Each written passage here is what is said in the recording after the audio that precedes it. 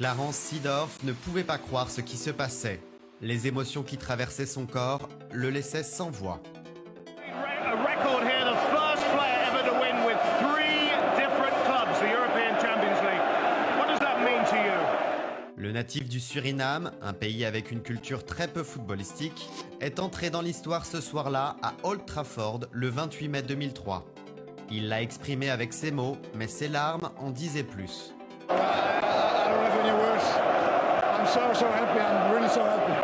Et bien sûr, devenir le premier joueur de l'histoire à gagner la Ligue des Champions avec 3 clubs différents était une source de fierté pour le représentant des Pays-Bas.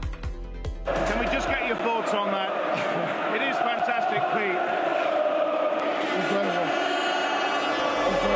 Seedorf avait commencé la route de ce record historique seulement 8 saisons auparavant, quand, à seulement 19 ans, il avait été couronné avec l'Ajax.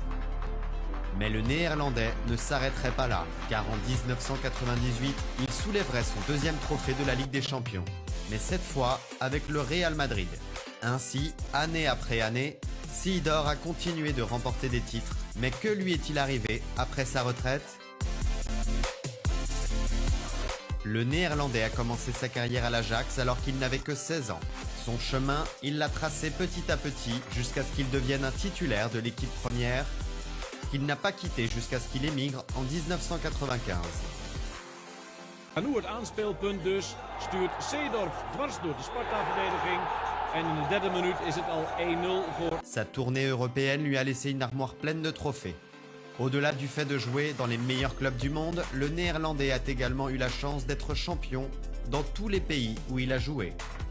Y creo que su legado, y lo primero que uno se le viene a la cabeza cuando piensa en Seedorf, más allá de las características futbolísticas, es haber sido el Mr. Champion previo a Cristiano, y de hecho tiene un récord que no tiene Cristiano todavía, que lo fue a buscar la Juventus, pero no lo ha conseguido, que es ganar la Champions 4 veces con 3 équipos diferentes. Car, semble-t-il, sa présence était synonyme de succès.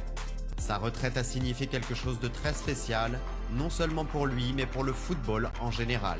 Ce n'est pas n'importe quel joueur qui partait, c'était l'un des meilleurs milieux de terrain de l'histoire. Cependant, Clarence a maintenu un régime physique digne d'un athlète de haut niveau.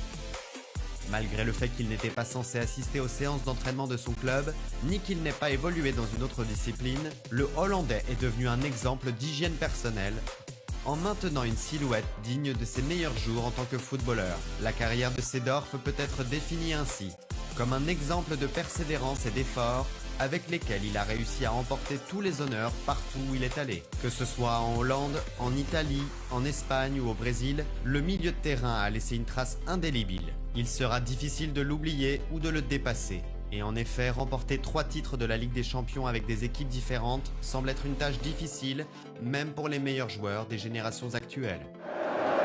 Can we just get your thoughts on that? It is fantastic, Pete.